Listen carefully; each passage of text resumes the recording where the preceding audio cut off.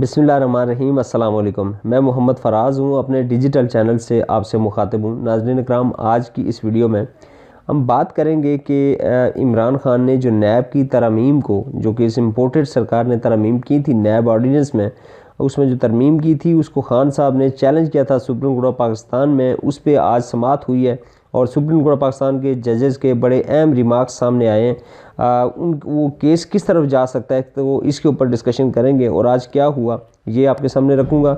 दूसरा, आज हम बात करेंगे कि जो ख़ान साहब के हवाले से खदशात थे कि असम्बली शायद वो तलील नहीं करेंगे, आज ख़ान साहब ने ख़ुद उस हवाले से जो है वो क्लैरिफिकेशन दे दी है कि असम्बली जो है दिसंबर में ही तलील हो जाएंगी। ये क्या मामला है और ख़ान साहब ने क्या कहा है, इसके ऊपर भी आपके सामने कुछ चीज़ें रखूँगा। फिर नाज़रीन इकराम, एक अहम इशू, क्योंकि कोशिश होगी कि एक डेली बेसिस पर जो हमारे मसाइल हैं इस मुल्क के, जो बड़े मसाइल हैं, उसको बंदा हाईलाइट करे।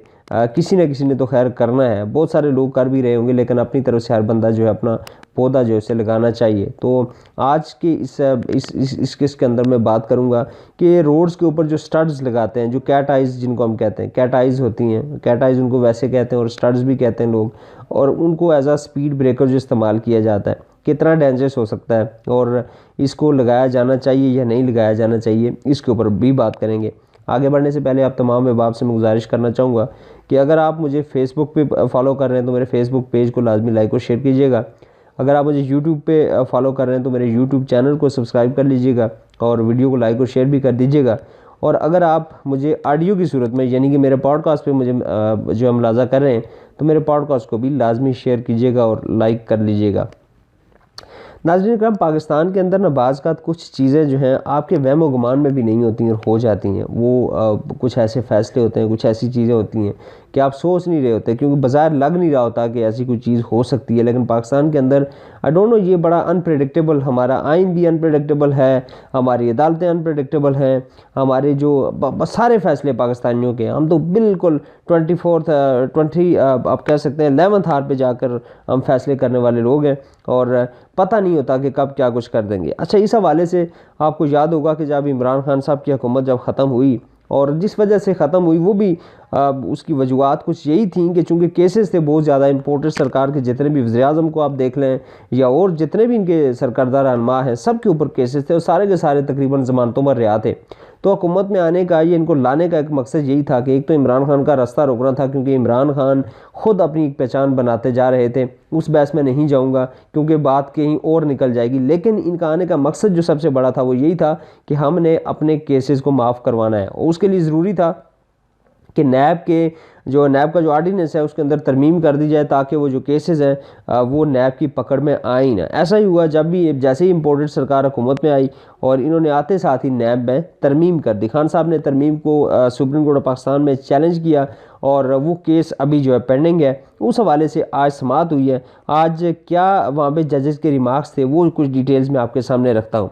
इस्लामाबाद में chief justice Pakistan justice Umar Ata Bandial ने कहा है कि नैब के गलत इस्तेमाल से कितने लोगों के कारोबार तबाह हो चुके, जबकि नैब तरमीम से फ़ायदा सिर्फ तरमीम करने वालों को ही हुआ है।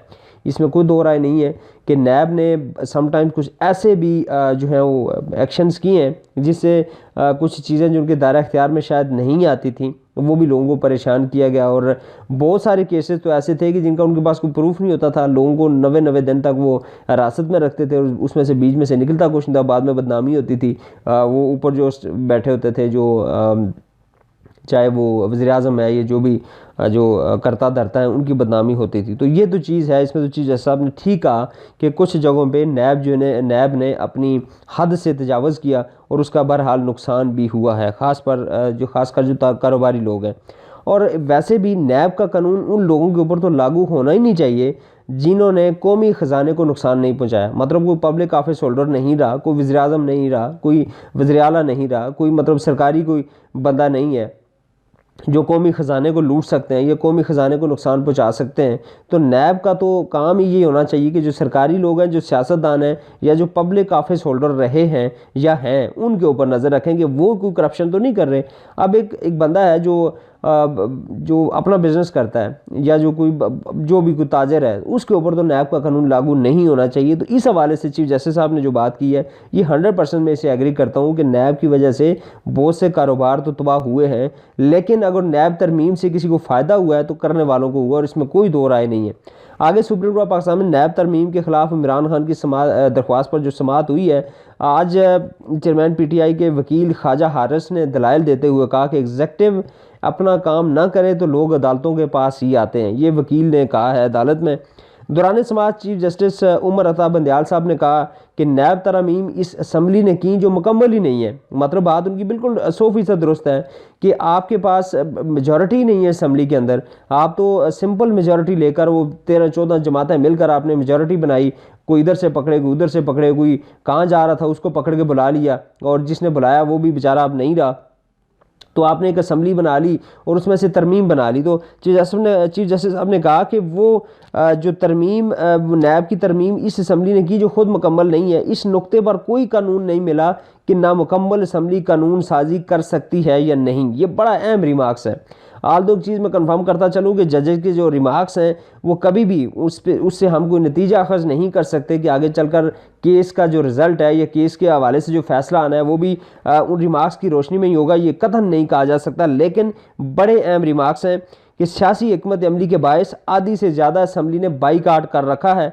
जस्टिस एजाज ने रिमार्क्स दिए, ये भी बड़े अहम रिमार्क्स हैं कि नैब तरमीम से फ़ायदा सिर्फ तरमीम करने वालों को ही हुआ है। इसमें कोई शक नहीं है कि वज़ीर-ए-आज़म साहब के ऊपर अरबों की टीटियों का केस, हमजा शहबाज साहब के ऊपर टीटियों का केस, सलमान शहबाज के ऊपर केस, इसाक डार जो वज़ीर ख़ज़ाना इनके ऊपर केसेस, नैब के केसेस थे, और सारे के सारे जब तरमीम हुई उसके बाद आसिफ अली ज़रदारी साहब के ऊपर केस और जितनी बड़ी क़यादत इनके सब के ऊपर नैब के बड़े बड़े केसेस थे। सारे के सारे लोग ज़मानतों पर रिहा थे, लेकिन जब तरमीम हुई तो वो केस सारे के सारे ख़त्म कर दिए गए, उनको वापस ले लिया गया। तो जस्टिस एजाज साहब ने यह कहा कि नैब तरमीम से फ़ायदा सिर्फ तरमीम करने वालों को ही हुआ है।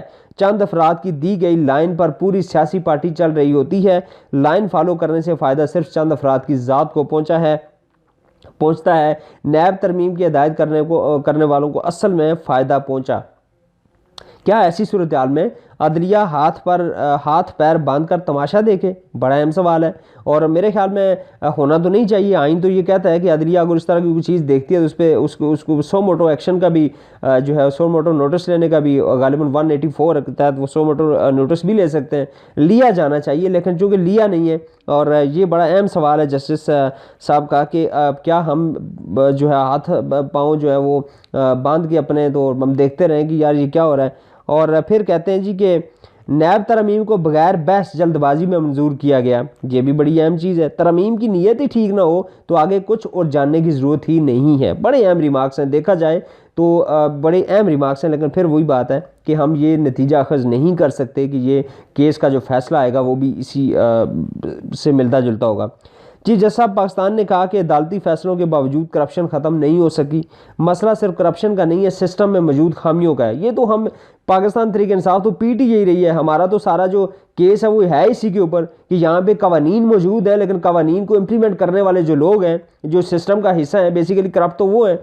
ज़ाहिर है इन लोगों ने जो 35 साल इन लोगों ने सिस्टम को मजबूत किया है, इन्होंने अपनी इन्वेस्टमेंट की हुई है, चाहे वो एक प्राइमरी टीचर से लेकर जिसने इलेक्शन में हिस्सा लेना होता है टॉप लेवल तक, आपके 22वें ग्रेड तक इन लोगों ने अपने बंदे जो है भर्ती किए हुए हैं जो कि बेनिफिशरी हैं इस सिस्टम के। उन्होंने करप्शन की हुई है और फिर वो इन लोगों को जो उनको लेकर आए हैं उनको फैसिलिटेट भी करते हैं मुख्तलिफ मौके के ऊपर, दूसरी हुकूमतों को डिक्टेट करने में, दूसरी हुकूमतों की अच्छी पॉलिसीज़ को इम्प्लीमेंट नहीं होने देते। तो बेसिकली चीफ जस्टिस साहब ने अब ये कह दिया खुद के सिस्टम के अंदर खामियां हैं। और पाकिस्तान तहरीक इंसाफ का भी यही मौक़िफ़ रहा है पहले दिन से कि पाकिस्तान तहरीक इंसाफ यही कहती रही है, इमरान खान साहब यही कहते रहे हैं कि इस सिस्टम के अंदर रह कर मुल्क तरक्की नहीं कर सकता, सिस्टम को तब्दील करना पड़ेगा। कवानीन मौजूद हैं लेकिन कवानीन पर अमल दरामद करने वाले लोग, अमल दरामद करने वाले अदारों के अंदर बैठे हुए लोग इस सिस्टम को ठीक नहीं होने दे रहे, जो कि पाकिस्तान की नाकामी की सबसे बड़ी वजह है। और फिर कहते हैं जी कि सिस्टम में मौजूद खामियां कभी दूर करने की कोशिश नहीं की गई। यही तो हम कह रहे हैं कि इमरान खान जिसका ये काम था, जिसको ये सिस्टम ठीक करना चाहिए था, उसका रास्ता जानबूझकर रोका गया, उसके रास्ते में रुकावटें खड़ी की गई। उसकी हुकूमत जो कि मेजॉरिटी के साथ बननी चाहिए थी, जब 2018 का इलेक्शन हुआ 30 से 35 सीटें जीत रहे थे इमरान खान साहब, उनको जानबूझकर हरवाया गया और फिर अपने घोड़े उनकी सफ़ों में दाखिल करवाए गए। वो घोड़े जिन्होंने बाद में अपनी बोली लगवाई आसिफ अली जरदारी के सामने, मंडी लगाकर वो बिक गए, और जब बिके तो फिर हुकूमत गिर गई, इमरान खान का रास्ता रोका गया। यही वो बात है जिसका खान साहब बार बार रो रहे हैं कि मुझे काम नहीं करने दिया गया। और चीफ जस्टिस साहब, आपका बहुत बहुत शुक्रिया कि आपने इस मामले को आज जो है वो समझा, या आप मतलब उस तक पहुंच गए। जस्टिस उमर अता बंदयाल ने मजीद कहा कि सूबे में 5 माह बाद IG और 3 माह बाद SHO तब्दील हो जाता है। एग्जेक्टिव फैसले करते वक्त कानून पर अमल दरामद नहीं किया जाता। चीफ जस्टिस साहब का कहना था कि माजी में रेकोटेक और स्टील मिल के फैसले अदालत ने अच्छी नीयत से किए। हुकूमत सिस्टम की कमज़ोरी के बायस मनसूबे में करप्शन पकड़ नहीं सकी। ये बड़ी अहम, ये भी बड़ा नुक्ता जो है अहम है। मान लिया गया, चीफ जस्टिस साहब पाकिस्तान की तरफ से ये मान लिया गया कि हुकूमत सिस्टम की कमज़ोरी के बायस मंसूबों में करप्शन नहीं पकड़ सकी। वो कौन सी हुकूमत थी जो ये नहीं कर सकी? जो समझने वाले हैं उनके लिए इशारा काफ़ी है। उन्होंने मजीद कहा कि नैब कानून के गलत इस्तेमाल से कितने लोगों के कारोबार तबाह हो चुके हैं। वही बात कि नैब का सिर्फ और सिर्फ काम ये होना चाहिए कि जो पब्लिक ऑफिस होल्डर हैं, जो कि सरकारी मुलाजमीन हैं, जो कि करप्शन कर सकते हैं, जो कि कौमी ख़जाने को नुकसान पहुँचा सकते हैं, उनके ऊपर नज़र रखना नैब का काम होना चाहिए। न कि जो प्राइवेट को बंदा को अपना बिजनेस कर रहा है या कोई इम्पोर्ट एक्सपोर्ट का काम कर रहा है, जो अपने पैसे लगा कर रहा है, उसके ऊपर जो है जब नज़र रखेंगे, उसके ऊपर आप हाथ डालेंगे तो फिर ऑब्वियसली फिर मुल्क के अंदर जो है वो कौमी कारोबार को नुकसान पहुंचेगा। करप्शन पर किसी सूरत माफ़ी नहीं होनी चाहिए। बड़ा अहम रिमार्क्स है एक दफ़ा फिर कि करप्शन के ऊपर किसी सूरत माफ़ी नहीं होनी चाहिए। अब हम इससे अगर नतीजा अखज़ करें कि अगर तो इस केस का जो रिज़ल्ट है इन रिमार्क्स की रोशनी में, इन रिमार्क्स को सामने अगर रखें और केस का अगर नतीजा जो है ये रिज़ल्ट सामने आ जाता है, केस का फ़ैसला सामने आ जाता है, तो ये पाकिस्तान तरीके इंसाफ के लिए तो अच्छी खबर होगी। ये पूरे पाकिस्तान की 26 करोड़ आवाम के लिए, या 25 करोड़ 26 करोड़ जो भी आवाम है, मरदमशुमारी होगी तो हो सकता है 28 करोड़ निकल आए, क्योंकि पाकिस्तानियों की तादाद वैसे बड़ी तेज़ी से बढ़ रही है। तो इस पूरी आवाम के लिए ये बहुत बड़ी खबर हो सकती है कि अगर ये फ़ैसला मेरिट पर आए, इन रिमार्क्स की रोशनी में ये फ़ैसला आए, तो यकीन जाने कि जो मौजूदा हमारी पार्लियामेंट है, और मैं पिछली पार्लियामेंट में मैं ये नहीं कहता कि सारे फरिश्ते थे, उसमें भी हर जगह पे हैं, और 2 नंबर लोग इस मुल्क के अंदर 90% 2 नंबर लोग हैं, इसमें कोई दो राय नहीं है। तो ये सारे के सारे इनको जेलों की हवाएं खानी चाहिए, और यकीन माने कि सारे के सारे अगर पैसा इनसे वापस लिया जाए और डंडे के जोर पर लिया जाए तो ये मुल्क हमारा तरक्की कर सकता है, हमारे आधे कर्जे ख़त्म हो सकते हैं। दूसरी तरफ नाज़रीन इकराम, जैसा कि हम जानते हैं कि खान साहब ने 6 रोड पे जो उन्होंने जलसा किया था तकरीबन कोई 10-15 दिन पहले, उन्होंने असम्बलीज़ को तलील करने के हवाले से बात की थी कि मैं असम्बली जो है वो तलील करूँगा और पंजाब असम्बली और KP की असम्बली से हम बाहर आ जाएंगे। तो उसके ऊपर 3-4 दिन से काफ़ी ज़्यादा जो है वो बहस व मुबासा हो रहा था कि शायद खान साहब अपने फैसले से पीछे हट गए। आज खान साहब ने क्लैरिफिकेशन दी है कि पाकिस्तान तहरीक इंसाफ के चेयरमैन साबिक़ वज़ीर-ए-आज़म इमरान खान ने कहा है कि पंजाब असम्बली इसी महीने तलील होने जा रही है। इमरान खान की ज़ेर सदारत मशावरती इजलास हुआ, जिसमें बकर मियाँ वाली, पाकपतन, साहिवाल से ताल्लुक़ रखने वाले अरकान असम्बली शरीक हुए। ज़राए के मुताबिक अरकान ने पंजाब असम्बली की तहलील के फैसले की तौसीक की है। ज़राए ने बताया कि इजलास से खिताब में इमरान खान का कहना था कि पंजाब असम्बली इसी माह तहलील होने जा रही है और 20 दिसंबर से कबल असम्बली तहलील की तारीख का ऐलान कर दिया जाएगा। उन्होंने कहा कि काफ लीग अहम इत्तेहादी है और इन्हें अपने फैसले से आगाह कर दिया है। मुस्लिम लीग काफ असम्बली की तहलील के मामले पर हमारे साथ एक पेज पर है। हमारी सियासत मुल्क से बालातर नहीं है। ये बड़ी अहम बात है कि पाकिस्तान तहरीक इंसाफ और ख़ासकर इमरान खान, मैं सारी तहरीक इंसाफ की भी बात नहीं कर रहा, मफाद परस्त पाकिस्तान तहरीक इंसाफ के अंदर भी हैं सवाए इमरान खान के। इमरान खान कभी भी इस बात पर समझौता नहीं करेंगे कि हमारी पॉलिसी से हमारे मुल्क को कोई नुकसान हो। ये इमरान खान इंशाअल्लाह अज़ीज़ कभी भी अपने मफाद के लिए ऐसा नहीं होने देंगे। उन्होंने कहा कि काफ लीग हमारी अहम इत्तेहादी है, हमारी सियासत मुल्क से बालातर नहीं है। इस हुकूमत ने मुल्क की मैशत को तबाह बर्बाद करके रख दिया है। नाज़रीन इकराम, जहाँ तक मैशत की बात है तो आज की ताज़ा खबर ये है, थोड़ी देर पहले एक चैनल पे चल रही थी कि शायद 1-2 महीनों के बाद सरकारी मुलाजमीन को तनख्वाहें देने के लिए हुकूमत के पास पैसे नहीं होंगे। सरकारी गाड़ियों को पेट्रोल जो PSO या जो भी उनको फ्री प्रोवाइड किया जाता था उसके ऊपर हुकूमत ने कट लगा दिया या बैन लगा दिया, मुकम्मल तौर पर उसको बंद कर दिया है। उसके अलावा जो भी दफातर के अंदर जो चाय बिस्किट पेश की जाते थे उसके ऊपर भी पाबंदी लगा दी गई है। तो जो हमारी मैशियत है वो दिन ब दिन नीचे जा रही है और खुदा न ख्वास्ता पाकिस्तान जो है दिवालिया हो सकता है। अल्लाह ताला जो है बचाएं इस मामले से, क्योंकि अगर ऐसा हो जाता है तो उसके बाद हम तकरीबन 10 से 20 साल पीछे चले जाएंगे। अल्लाह ना करे ऐसा हो, लेकिन जो सिम्टम्स हैं, जो बज़ाहिर हमें जो निशानियां नज़र आ रही हैं वो इसी तरह की हैं। स्पीकर पंजाब असम्बली सप्तान खान का कहना था कि तमाम अरकान असम्बली ने इमरान खान के फैसले की तौसीक की है और इसी महीने में यानी कि दिसंबर के महीने में ही पंजाब असम्बली को तलील कर दिया जाएगा। नाज़रीन कराम, आखिर में जो अहम मसला, मैंने जैसे पहले कहा कि मेरी कोशिश होगी कि एक अहम मसला जो कि हमारे पाकिस्तान का जो मसाइल हैं बड़े बड़े, एक मसला जो है डेली बेसिस पर अपनी वीडियोज़ में उसका जिक्र किया जाए। तो आज हम पहले नंबर पे जो हम रोड्स पे आप देखते होंगे सारे जो भी रोड यूज़र्स हैं, जो गाड़ी चलाते हैं, बाइक चलाते हैं, आपने देखा होगा कि रोड्स के ऊपर स्टड्स लगाए जाते हैं जो एज अ स्पीड ब्रेकर उनको इस्तेमाल किया जाता है। स्टड्स मीन कि जो कैट आइज़ होती हैं, जो रात में मतलब आप अंधेरे में जा रहे होते हैं तो आपको सड़क के किनारे पर लाइट्स जलती हुई महसूस होती हैं, बेसिकली कैट आइज़ उनको कहते हैं। तो उनको पाकिस्तान के अंदर, हालांकि दुनिया में ये बैन है, इसको आप सड़क के किनारे तो लगा सकते हैं, लाइंस पे तो लगा सकते हैं, जैसे मतलब आप एक बड़ी गुशारा है उसके ऊपर आप आपने लाइन को आइडेंटिफिकेशन की लगाए, जो साइड्स की जो लाइंस होती हैं, जो कंटिन्यूइंग लाइंस होती हैं, उसके ऊपर लगाए होते हैं कि रात को ये आइडेंटिफिकेशन के लिए कि ये सड़क जो मुड़ रही है, ये उसके लिए तो आप इसको लगा सकते हैं। लेकिन इसको as a speed breaker use नहीं किया जाता, दुनिया के अंदर इसके ऊपर बैन है। और सुप्रीम कोर्ट ऑफ पाकिस्तान का भी फैसला है इस हवाले से कि इसको नहीं लगाना, एज अ स्पीड ब्रेकर आपने नहीं लगाना। और मैं आपकी जो मेमोरी है उसको ताज़ा करता जाऊं कि जनरल शमीम वाएं जो कि पाक फौज के जर्नैल थे, आज से 2-4 साल पहले की बात है, गालिबन मोटरवे पे लाहौर से वापस आ रहे थे और चकवाल की जो इंटरचेंज है उसके करीब उनकी गाड़ी का टायर ब्रस्ट हुआ था। इसी कैट आइज से टकराने के बाद उनकी गाड़ी का टायर ब्रस्ट हुआ था, उस एक्सीडेंट में उनकी डेथ हो गई थी।